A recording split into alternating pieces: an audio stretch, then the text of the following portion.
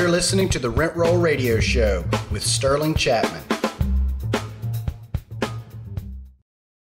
Rent Roll Radio listeners, welcome back to the show. As always, I'm your host, Sterling Chapman. Today, we are joined by Carlos Rovira from Miami, who is buying up commercial buildings in Kansas City. Carlos, welcome to the show. Thank you so much for joining us. And glad to have you on. What's up, Sterling? Happy to be here. Appreciate it. Carlos, can you tell our listeners a little bit about yourself, your background story, what you did before real estate and how you got involved in real estate and what you're doing today? Yeah, definitely. Okay, well, I grew up in Miami. I was born here, traditional Cuban immigrant family. Went to Catholic school my entire life. Graduated from University of Miami with a software engineering degree. Immediately went into working in tech. Got a job at Yahoo and worked there for 9 years. Throughout that 9-year period, this was 2008. So, at that point, the economy was pretty bad. Real estate was pretty bad. The environment was overall just not good. So I entered the workforce during that time as a young and energetic college grad. Quickly realized how unsteady my quote unquote steady job was, as the economy and the world is sort of falling apart around me. I feel you. I graduated from college in 2008 and became a financial advisor. So, oh man, shit, you're worse off than I was. Yeah. Thankfully, I never lost my job. It seems like everyone else around me got laid off throughout the 9-year period. I must have done something right. But, I was able to keep my job there, but it did kind of open up my eyes to what real wealth and real freedom really are. And that sort of set off a journey into just reading a whole bunch of books. I ended up reading Rich Dad Poor Dad like everybody else. And that led me down a rabbit hole that allowed me to discover real estate and the power of owning income producing property. So I bought a duplex as my first property. It was a classic house hack. It was before the house hacking was coined. Basically, we lived on one side and then we rented out the other. That was me and my wife when we first got married. And it was great because we were able to just save a lot of money. Your next door neighbor is paying your mortgage, which is essentially everybody's largest expense. It's really easy to save money. And we're very frugal. We're very, financially savvy people. So we were able to very quickly, ramp up what ended up being a very, very fruitful real estate investing portfolio. I mean, we bought duplexes and more duplexes. And we got to a point where we owned, I think it was like 4 duplexes in Miami over the course of, took a while. It took like maybe 5 years to get to that point. And suddenly the market kind of turned on us, right? Like economy came back and real estate came back, everything came back and things got expensive. Your $150,000 duplexes were all of a sudden worth $500,000 overnight. $395 is what I paid, and it sold 2 months ago for almost $1 million. Crazy. Just crazy. But anyways, yeah, the market just kind of turned, and it became difficult to find cash flowing properties, especially within the kind of like the cadence that we were in, which was, we had our W-2 jobs, we had our salaries, and we had the cash flows from the existing property. We were just kind of allowing that to snowball and grow the portfolio.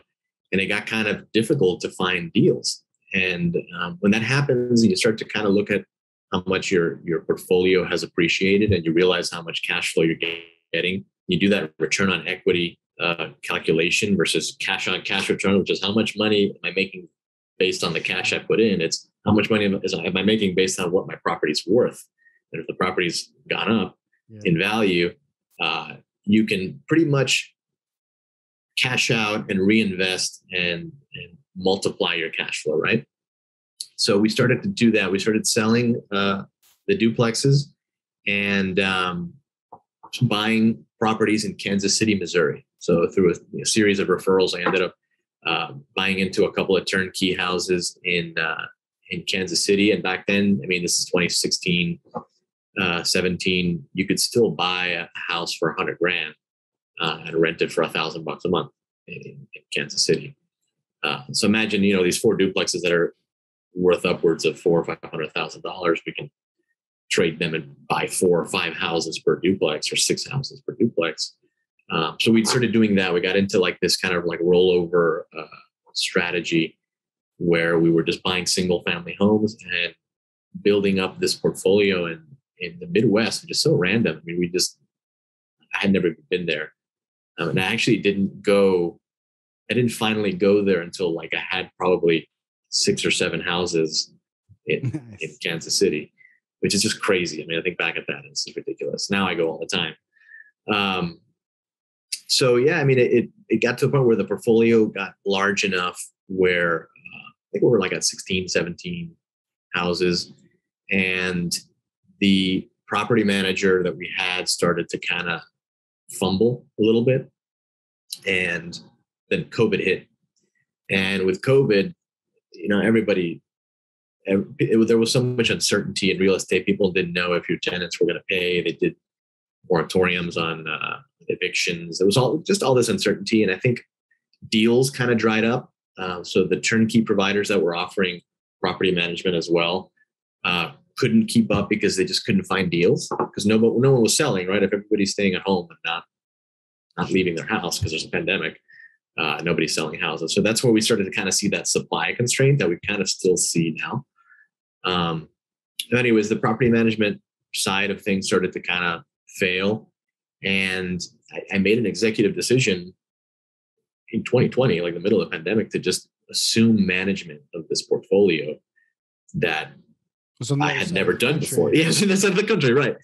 And I really didn't have like systems in place or anything, but the property manager had been failing so much that I just wasn't cash flowing, right? Like there were all these repairs, all those maintenance issues, vacancies, tenants would leave. They would put tenants in and then a month later the tenant would just up and leave. So it was just really weird.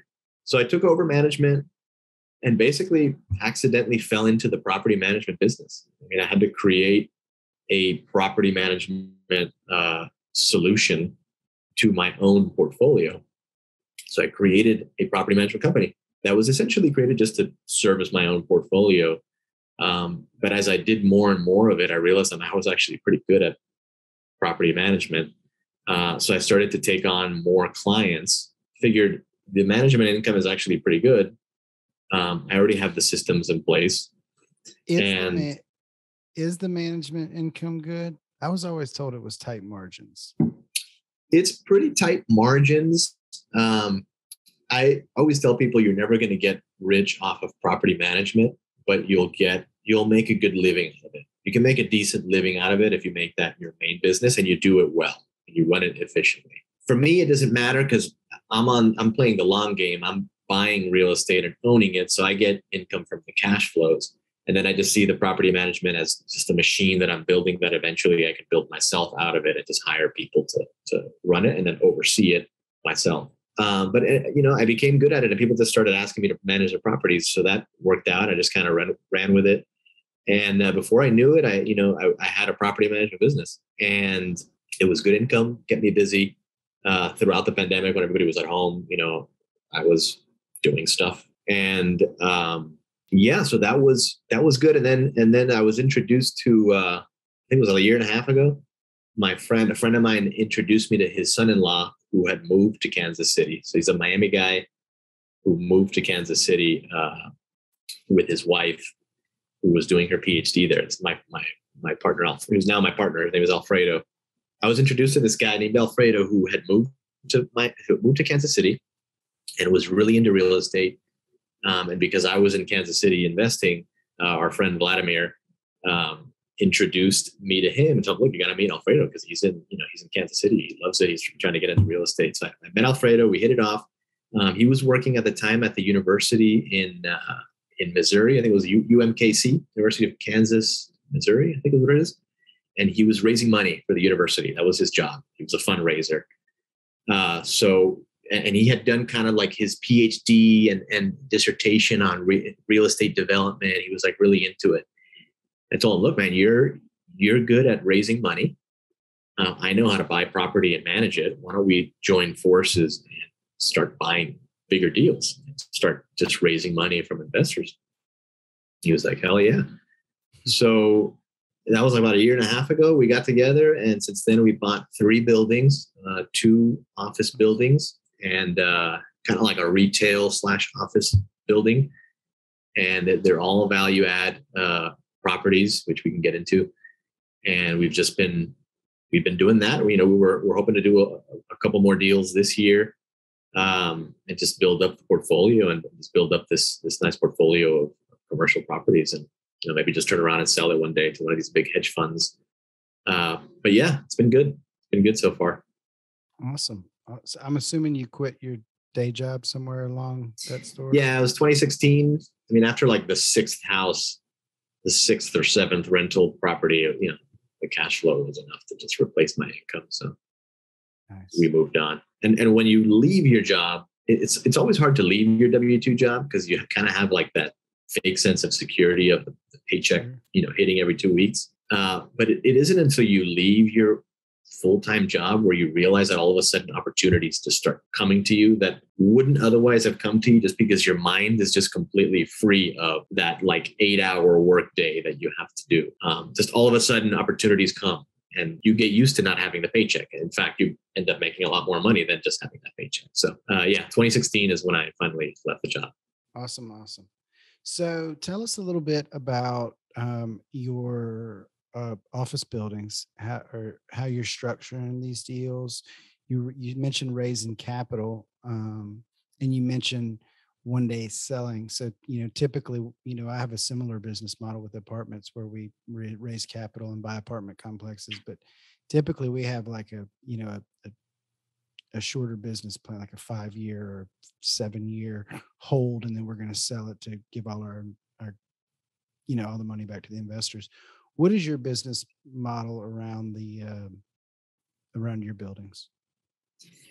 So we raise money from family and friends, really, people we know that want to get into real estate, and we put together the deals. We structure them so that the equity investors, the guys that put the money in, get a preferred return, and then we don't get paid until that preferred return gets met. And then there's a 50-50 split after that. Oh, cool. The office building, one of them was actually pretty interesting. It was a completely vacant, just derelict building. Like there were crackheads, and they were shooting pornography, and there were prostitutes out of this building. It was ridiculous. We bought it for, it was so cheap. It was I think it's 24,000 square feet, and we bought it for $350,000. Nothing. I can't even buy a house in Miami for less than $1 million. This huge office building, but it was pretty much vacant, and it was just full of trash, full of strange people. So we vacated it, and we've fixed it up. We just finished. We just got our 3rd tenant. I think today she's signing the lease. But we did a complete just renovation of the entire building. So we bought it for $350 and put another $350 into it. Of work. So we're in for about $700,000 this building, and it's just been crazy. Like the before and after, I looked at the before and after pictures, and it's just a complete transformation. And it was really scary too, because it's during a pandemic where the perception is that everybody's working from home. You might have been the only guy buying office space in America. Think so. In 2020. I think so. It was pretty scary. The reasoning we had was these are small offices, right? So they're not like big Class A, office spaces. If there is a rebound in office real estate, which there is, we're already seeing it, and it will get better. It will be in smaller spaces. You're going to have people who are working from home, the lawyer, the accountant, these types of professionals that realistically can't really work from home full time. They have to meet clients. They have to have a presence. They're going to need office space. So if we're able to position ourselves to offer these small, executive office suite type rentals, we'll always have demand. Now, if it were these huge, I would never purchase like a huge skyscraper in New York City even though there's big companies that are doing it. I mean, I think the Chrysler building just sold, or one of these big buildings just sold. Because the bigger companies like the Googles and the Facebooks and these types of companies that had huge office footprints are probably in a position right now where they're downsizing those footprints and creating these like hybrid work from home models. So that's not the type of product we wanted to go after. It was the smaller office suite product where we cater to small businesses. And that, I think, is something that will always be in demand. The biggest challenge has definitely been leasing. I mean, we've had to hustle so hard to lease our buildings. The first one we bought was, I think, 30% vacant. So it was 70% occupied. And I think we have it at like 85% today, just hustling. And we should have it at 100% by the end of the year. And the one that was completely vacant, I mean, we've got 3 tenants. I think there's 21 units in that property. And in the past month and a half that we finished the renovations, we've got 3 tenants. So, I mean, we're getting tenants, we're getting people in there. That's definitely been the biggest challenge. It's marketing and cold calling and following up. And I mean, my partner Alfredo, he lives in Kansas City. He's the one basically doing all the leasing. And he's a machine. I mean, it's borderline harassment what Alfredo does to these tenants. Like, he'll call them every day. Every lead he gets, he calls them nonstop until he gets them to answer. And it's paying off. But that's definitely been the biggest challenge, is the demand. The demand is low, and it'll probably be low for a while, but we're making it work. Awesome. Yeah. So how do you determine, what is a good office space? Like, how do you, we know how to, I know how to underwrite like single family houses, right? Or like an apartment complex. How do you determine if an office space if it's good? How do you know what market rents are? How do you know what demand's going to be? How do you decide what's worth buying? Office is very boring. Like, residential, you have like a nice kitchen with a countertop. An office is literally just walls, carpet, and walls, doors. What determines good office space is really in my opinion, is probably the location. So if you're near somewhere that is more commercial, and then price. I mean, the way we're doing it is that we're the cheapest building. I mean, if we bought this building for $350,000, we're in a position where we can offer significantly lower rents than the rest of the market. And I think in that area, which is Independence, Missouri, I think market rent is like $13, $14 a foot. We're offering our building at $10 a foot. So we're the cheapest building in the city. And we were able to offer that low rent because we got in at a very low price point. You're the low cost competitor. We're the low cost competitor, and we can be because we paid almost nothing for the building. So that's kind of what sold us on that is, okay, worst case scenario, to break even, we would have to get the building to like 40% occupancy. That's relatively realistic. And if I'm buying a building for $350,000, I mean, I could literally board it up and sit on it for 5 years and do nothing to it. And the thing is still going to be worth more 5 years from now, provided I can carry it. So, it seemed as scary as it was to take on like a renovation project in an office during a pandemic. The fundamentals were a no-brainer. I mean, it's real estate. It's basically a building is a bunch of different materials. It's a diversified portfolio of commodities, right? You have copper, you have concrete, you have wood. I mean, lumber prices are skyrocketing or have skyrocketed. So really, for $350,000, I could literally scrap the building and sell the scraps, and I could probably make my money back. So that was the selling point on that building. But yeah, I mean, the execution of it has been pretty hardcore because it's office and it's boring, right? Yeah. It's not that exciting to rent office. What's cool is the tenants are more interesting, right? Because like in residential, you have just residential tenants, just people that are there. In office, you get to meet all sorts of like business owners and people doing pretty cool things, right? It's a more diverse client base, and there's a lot of synergies with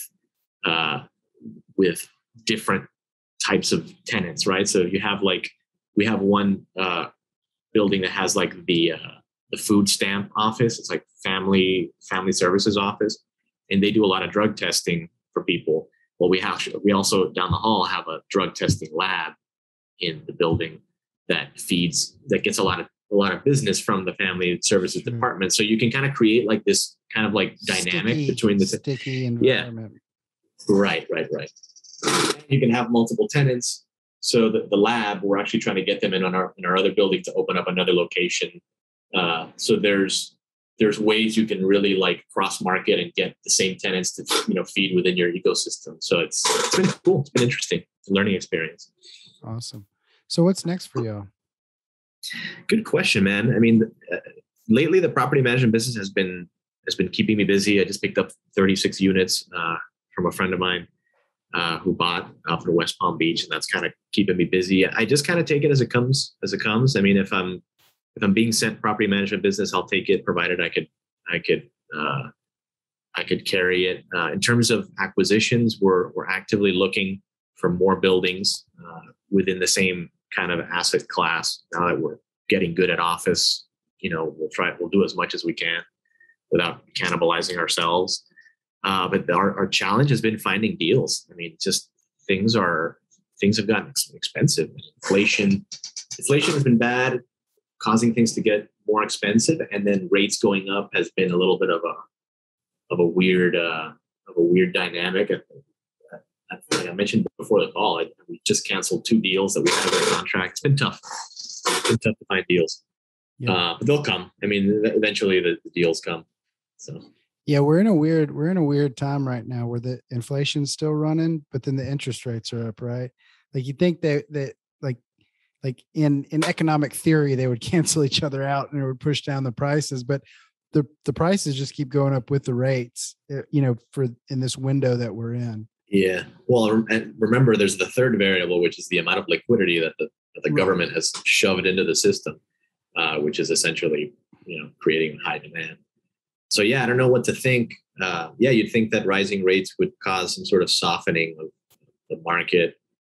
It'll probably be like a delayed reaction. Sure. Because I mean, we're fresh off of the new rates, but hopefully that'll open up some opportunities and maybe push some people out of the market and bring some more deals to us.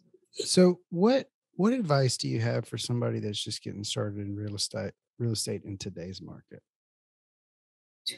Buy a duplex, live in one half, and rent out the other. I mean, you can still, even if it's expensive, even if it's expensive, you still have to buy a house. So you're going to either overpay for a house or you're going to overpay for a duplex and have somebody rent half of it and give you money every month. So, I mean, things aren't that expensive where it becomes impossible to carry if you use it as your primary residence. And that opens up doors. I mean, one, you're saving money because you're not paying a mortgage. And 2, it gets your feet wet in terms of property management. You have to learn how to manage a tenant. You have to learn how to lease. You have to learn how to carry property. And then that opens up more opportunities. I can't think of any better way to get in if you're starting out and you're young and you don't have that much cash. So. Absolutely. I tell every young person I meet that. I always say I would have done it. My wife and I bought our first house, and then I found out about house hacking like 2 weeks later. And if I would have found out about it like a month earlier, we'd have been in a duplex, but there was no way I was getting her to move out of that new house into the side of a duplex. It took me a little bit to convince my wife to go after a duplex instead of a house, because we were engaged and we were getting married. What you typically do as an engaged couple is go look for a house. And I have this crazy idea to buy a duplex in the middle of a major real estate recession. But it worked out. She came around and it worked out. It took many years for me to push my real estate dream on my wife. She's finally starting to come around. Real quick, I want to hop to our radio round. Just 3 quick questions. The first one is, what's your favorite book? That's a tough question because I feel like books hit you at different points in your life. Yeah. So like, I can't really pick a favorite. I could go cliche and say Rich Dad, Poor Dad, but I wouldn't say Rich Dad, Poor Dad is really a major part of my life right now. It made a huge impact when I was 22, getting into real estate, and it led me down the path. But different books hit you at different times. Like right now, I'm sort of in a kind of like a mindset book bender, I guess, if you will, because as my business grows, there's all these like mental hurdles that you sort of have to go through. So I've been reading a lot of mindset books. I read this crazy book called Becoming Supernatural by Dr. Joe Dispenza, which gets like crazy into mindset stuff. Right now, I'm reading 5 a.m. Club by Robin Sharma, I think his name. Really good mindset book. So I don't know. I can't really answer the question with one book. My answer is that it depends on what stage of life I'm in. Yeah, 100%. No, definitely a great answer. The next one is, what's your favorite quote? I can't remember who said this, but it's don't wait to buy real estate. Buy real estate and wait. Yep. I hear so many people all the time telling me, look, I want to invest in real estate and I have cash, but I'm waiting because I think the market's going to go down. It's like in 2017, everybody told me not to start buying real estate then because we were at the top and it was about to crash any day now, and I should wait. And thank God I didn't, obviously. But yeah, that's 5 years ago. Right. I mean, real estate, the real power of wealth building in real estate is realized over the long term, right? Yeah. The longer you hold it, the better off you are. The sooner you can buy it. Those first houses I bought in 2018, I didn't know how to put a doorknob on back then, so I didn't fix them up. They were in terrible areas. That was just all I could afford back then, and they have since doubled. Yeah, and some would say, okay, you rode a wave, right? Things just got crazy, the market increased, but it doesn't matter because let's say you sold now, you'd have made good, but you could still hold those for 30 years and have cash flow for the rest of your life. So the longer you hold it, the better. So why wait when you can buy now? If you buy now, you buy right, and you can carry it, even if you overpay a little bit, as long as you can carry it, I don't think you'll ever regret ever having purchased any piece of real estate. So what's your favorite thing to do outside of work? I used to like to travel a lot. COVID made that difficult where you need to get back into it. I used to travel all the time. I like cycling. I ride bikes, going out to restaurants, hanging out with friends, reading. I read a lot. So my wife says that counts towards work. If you're reading a self-help or, some type of personal development or business book, she said that counts as work. Yeah. Well, it's funny you should mention that because I made the decision this year to read more fiction. Yeah. Because man, I was reading so many business books and so many self-help, so many mindset books that I was just like, it was overload and my mind was going everywhere. So I decided to give myself a break and pick up some fiction books to give myself a break, read something that doesn't require me to think too heavily. Awesome. How can our listeners find out more about you or get in touch with you? You can find me on Instagram. The Instagram name is the Carlos Rovira. Yes, I had to add the in front of it. I always wonder about, someone else. The official, like official Sterling Chapman. I didn't know there was an unofficial Sterling Chapman. Right. So there's another Carlos Rovira out there that took the name. So I'm the Carlos Rovira. You can find me on Twitter also, same name, the Carlos Rovira. Those are the two. I try to post every so often. I'm not too consistent about it, but if you reach out to me on those platforms, I should be able to respond relatively quickly. Well, Carlos, thanks for joining the show. I really appreciated the opportunity to get to know you a little bit better, and hopefully we can hang out in the future at a GoBundance event. Totally, yeah, man, for sure. Thank you. All right, thanks for having on. We look forward to keeping up with you on your journey. Have a good one. Thank you. Bye. Thanks for tuning in to the Rent Roll Radio Show, brought to you by Crestworth Capital. We hope you enjoyed the show, and if you did, please hit the subscribe button and leave us a rating and review. You can also visit us at crestworthcapital.com or rentrollradio.com, or follow us on Facebook at Rentroll Radio or at Crestworth Capital. If you would like to reach us, feel free to shoot us an email at info@rentrollradio.com or sterling@crestworthcapital.com. We hope you come back next week to join us on some more of our journey. Until then, happy investing.